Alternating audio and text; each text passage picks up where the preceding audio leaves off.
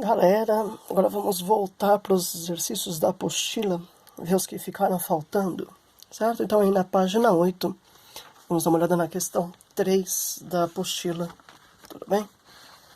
Como a gente pode ver, uma questão do Enem e uma questão bem grandinha, né? Como é característica de algumas questões do Enem. E aí eu vou dar uma dica para vocês para questões desse tipo, tudo bem? Uma dica em especial para o Enem, né? Que pode ser utilizado em questões de exatas. Sempre que você tiver uma questão muito grande, o que você pode fazer, né? Vamos pular, né, esse texto inicial. O texto muito longo gasta tempo, cansa a gente, então pula o texto inicial. Se tiver gráficos e tabelas, pula também e começa lendo a pergunta. Começa pelo texto. Às vezes, só com a pergunta, a gente já consegue resolver a questão se a gente tiver noção do que está sendo discutido. Ou, mesmo que necessite de mais informação, uma vez que você já sabe a pergunta, você pode voltar nas informações anteriores já sabendo o que procurar.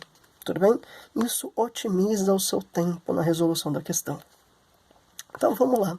Eu vou pular e vou começar lendo a pergunta aqui. Vamos começar lendo aqui o último parágrafo. Vamos lá. Então, durante uma biópsia, foi isolada uma amostra de tecido para análise em laboratório. Enquanto intacta, essa amostra pesava 200 miligramas. Após secagem em estufa, quando se retirou toda a água do tecido, a amostra passou a pesar 80 miligramas. Baseado na tabela, pode-se afirmar que essa amostra é de qual tecido? Certo? Então, a nossa amostra começou com 200 miligramas, depois retirou-se toda a água e ela terminou com 80 miligramas. Vamos ver o que diz a tabela. A tabela ela compara o tipo de célula com a quantidade de água em porcentagem. Então temos a coluna dos tipos de célula, né? Tecido nervoso cinzento, tecido nervoso branco, medula óssea, assim por diante. E a quantidade de água em porcentagem de cada um deles.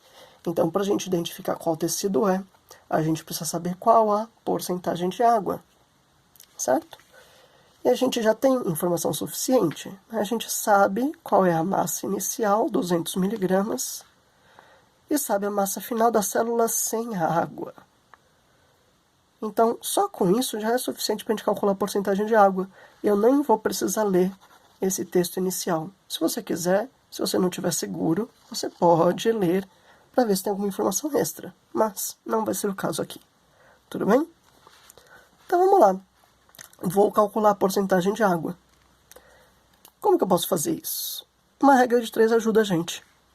200 miligramas é a célula intacta, né? É a célula inteira. Então isso aqui vai equivaler a 100%.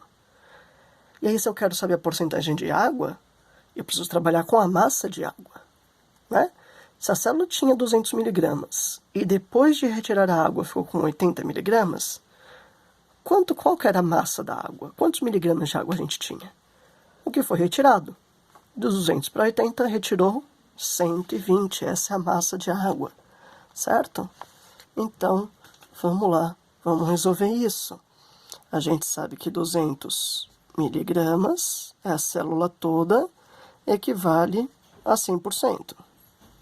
E a massa de água, 120 miligramas, equivale a porcentagem de água, que é o que a gente quer descobrir, que eu estou chamando aqui de X, certo? E aí a gente faz essa regrinha de 3. 200 vezes X, 200 vezes X, igual a 120 vezes 100. 120 vezes 100. Isolando o X, o 200 está multiplicando, ele vai passar dividindo. Então, a gente fica com 120 vezes 100, e o 200 que estava multiplicando, entre aspas, ele passa dividindo. E aí é essa conta que a gente precisa resolver. Tudo bem? Nesse ponto aqui eu vou fazer uma observação. Repara que esse problema ele é diferente dos anteriores. Nos exemplos anteriores, o exercício ele sempre dava a porcentagem e perguntava o valor final. Aqui ele deu o valor inicial, deu o valor final, indiretamente, né? E o que ele está perguntando é a porcentagem. Em exercícios desse tipo, em que ele dá dois valores e pergunta a porcentagem de um para outro, sempre vai cair numa conta desse tipo. Repara, 120 dividido por 200. Então essa é uma dica que eu dou para vocês ganharem tempo. Sempre que o exercício te der dois valores e perguntar quanto um é por cento do outro, basta dividir um pelo outro. Tudo bem, gente? Só cuidado com a ordem disso, né? Se ele quer saber a porcentagem de água na célula, vai ser a massa da água dividido pela massa da célula. Agora, se ele quisesse saber a célula é quantos por cento maior que a quantidade de água, aí seria o contrário. Seria a massa da célula 200 dividido pela da água, 120. Tudo bem? Só atenção com a ordem. E aí, feita essa divisão, 120 por 200, a gente obtém a porcentagem na forma decimal. E por isso a gente multiplica por 100, para obter ela na forma percentual. Tudo bem? Mas vamos continuar com essa conta aqui. Vamos simplificar. Aqui dá para simplificar por 10, divide em cima e embaixo por 10. Aqui dá para simplificar por 10 de novo, simplifica em cima e embaixo. E 120 dividido por 2 fica 60. Essa é a porcentagem da água na célula.